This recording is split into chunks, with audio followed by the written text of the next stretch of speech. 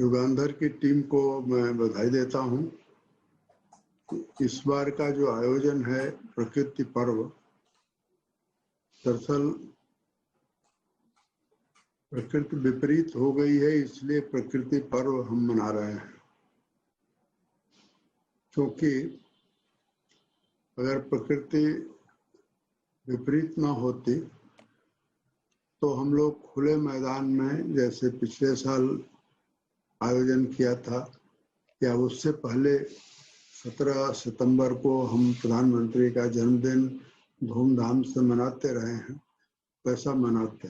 आज हम प्रकृति पर्व मना रहे हैं, लेकिन अपने अपनी जगहों पर बैठकर, अपने घर में, अपने कमरे में बैठकर मना रहे हैं। ये अपने आप में ही इस बात का प्रमाण है कि प्रकृति विपरीत हो गई है। कई वक्ताओं ने कहा जैसे कि एक तिनका पूरी दुनिया को तबाह कर रहा है। तो तिनका कौन सा है हम सब जानते हैं। ऐसे समय में जो आपने शायद 2 बजे से ही शुरू कर दिया था, मैं 4 बजे से जुड़ा हूं, तो इतने लंबे समय तक इस आयोजन में लोग रुचि ले रहे हैं, शामिल हो रहे हैं, दूर दूर से शामिल हो रहे हैं। ये इस आयोजन की विशेषता है। देश विदेश से भी शामिल हो रहे हैं और ये शामिल हो रहे हैं तो इस वजह से क्योंकि उनको जोड़ने के लिए आप लोगों ने पिछले दिनों खूब प्रयास किए और उस प्रयास में आपको सफलता मिली। यह देख करके बहुत खुशी भी होती है, संतोष भी होता है, आनंद भी है। अब युगांधर धीरे धीरे न केवल मथुरा का संगठन है, दिल्ली का संगठन है, बल्कि कह सकते हैं युगांधर की अपनी ख्याति भी अंतर्राष्ट्रीय पटल पर पहुंच गई है। तो हमें ये सोचना चाहिए कि हमारी जिम्मेदारी क्या है। क्या हम ये, जैसे किसी ने कहा कि हम वार्षिक केवल आयोजन करें या यह सिलसिला लगातार चलाते रहें, तो मैं ये कहूँगा कि वार्षिक आयोजन तो करें ही, ये सिलसिला भी हम लगातार चलाएं।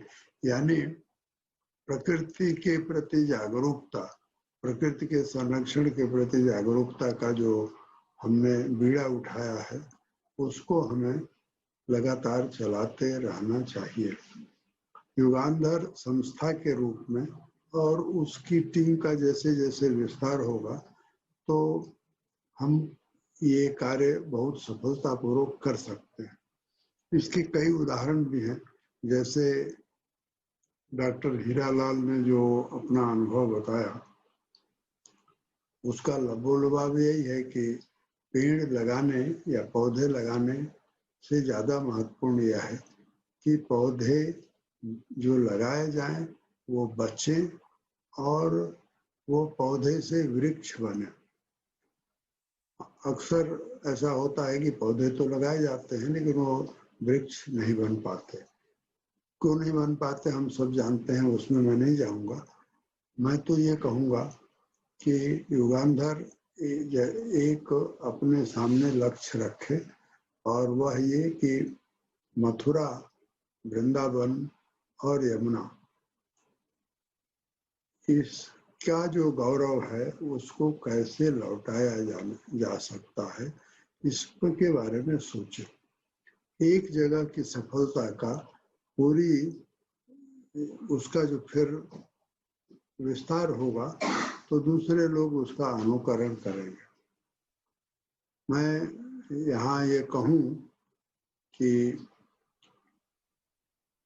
कोयम्बटूर में आजकल उनका आश्रम है, सदगुरु जगी वासुदेव को सब लोग जानते हैं। उन्होंने कावेरी कालिंग नाम की का एक मंच बनाया हुआ है और कावेरी कालिंग ने सचमुच कावेरी के चारों तरफ यानी कावेरी नदी के चारों तरफ तमिलनाडु में बहुत बड़ा हिस्सा रेगिस्तान में परिवर्तित हो रहा था, परंतु सदगुरु ने कावेरी कालिंग का आह्वान किया, वहाँ के नौजवान कावेरी कालिंग से जुड़े और आज हम सब जानते हैं, आप भी थोड़ी सी कोशिश करेंगे तो जो मैं कह रहा हूँ उसको जान सकेंगे कि कावेरी कालिंग के वॉलंटियर्स के कारण कावेरी के तमिलनाडु वाले हिस्से में जो रेगिस्तान में परिवर्तित हो रहा था, आज वो तमिलनाडु का सबसे उर्वर इलाका, और उनके इस कार्य को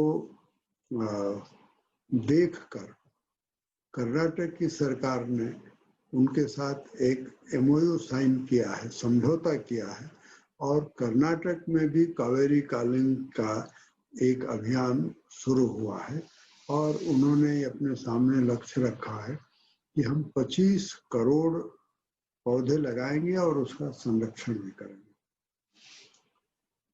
ये सदगुरु एक मेरी जानकारी में, हो सकता है और भी ऐसे लोग हों, लेकिन मेरी जानकारी में ये अकेले संत हैं जिन्होंने नदी के पुनर्जीवन का बीड़ा उठाया और उसमें उनको सफलता मिली।